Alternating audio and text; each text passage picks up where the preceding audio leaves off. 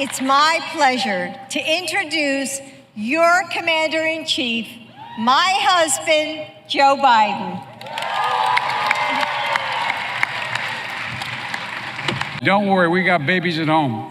It's okay. Children are allowed to cry. It's at a critical moment.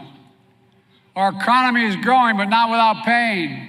There's a pretty lengthy New York Times piece this week about will he or won't he run. It seems to frustrate President Biden a great deal. Is there anything he can do to tamp down these stories? Probably not. I mean, he does want to run, and even if he had private doubts, he wouldn't acknowledge that because then you become a lame duck. But there is a growing calls from Democrats. This is not the opposition party saying he maybe shouldn't run. And this ties into the abortion decision, I think, because by the left wing of his party, the president is seen as ineffective, not just on abortion rights, but he always seems to be playing catch up, whether it's baby formula or at the border, hasn't been able to deliver on voting rights or police reform, all of these issues. And so it's a hard position for Joe Biden. You would think he would at least have the support of his own party, but, you know, the age question and the fitness question are now being openly debated, in part thanks to these media reports. But tonight, I want you to know we're going to get through all of this. For all that we have faced, that we are going to get through this, and look how far we've come. Do you think it's working? I think that we are doing a good job. America has the strongest economy in the world. More people working and starting businesses, more young people graduating from high school and college than ever before. The president spoke this week about inflation. Let's play it. I can understand why the American people are frustrated because of inflation. But inflation is higher in almost every other country. Prices at the pump are higher in almost every other country. We're better positioned to deal with this than anyone. But let's take a look at inflation numbers for major economies. There are many with inflation lower than the U.S. And as of May, average inflation in G7 countries is lower than it is in the U.S. The president understands that, increased oil production can help. Welcome to the White House. It's like this every weekend, just several thousand people. Look, I want to welcome you all to the White House and tell you how happy we are you're able to be here, and what a day to celebrate, and to celebrate with all of you. Now I'm going to turn it over to the boss. Thanks, Joe. Honestly, Joe, you're great too.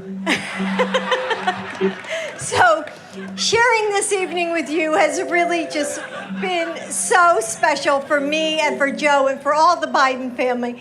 I can't thank you all enough for coming. Happy 4th of July, and here's our president.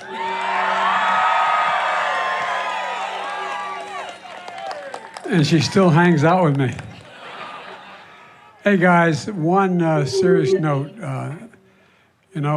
And then what is the plan on the border? You really do have migrants flooding that area. The peak was during the Trump administration, May of 2019, at 144,000 crossings. In May of this year, you hit 240,000 crossings. You may be telling people to stay away, but they keep coming. I think we saw maybe temporary clinics on federal land. Let the courts say no. And instead try it. Did you guys look into this at all? I think we're continuing to explore everything that's out there. The difficulty is that simply because it's an idea doesn't mean it can go out into practice. And so what we want to make sure is we can put things out into practice, because you have people who are right now in need of abortion care services. So we're going to do what we can to give people something as quickly as we can. Even if it may not be everything they like, we want to make sure we're providing everything we can. Their achievements will never be forgotten, and Mount Rushmore will stand forever as an eternal tribute to our forefathers and to our freedom. We believe that our children should be taught to love their country, honor their history, and respect our great American flag. We stand tall, we stand proud, and we only kneel to Almighty God. Americans must never lose sight of this miraculous story. We should never lose sight of it. Nobody has ever done it like we have done it. So today, under the authority vested in me as President of the United States, I am announcing the creation of a new monument to the giants of our past. I am signing an executive order to establish the National Guard of American Heroes, a vast outdoor park that will feature the statues of the greatest Americans to ever live.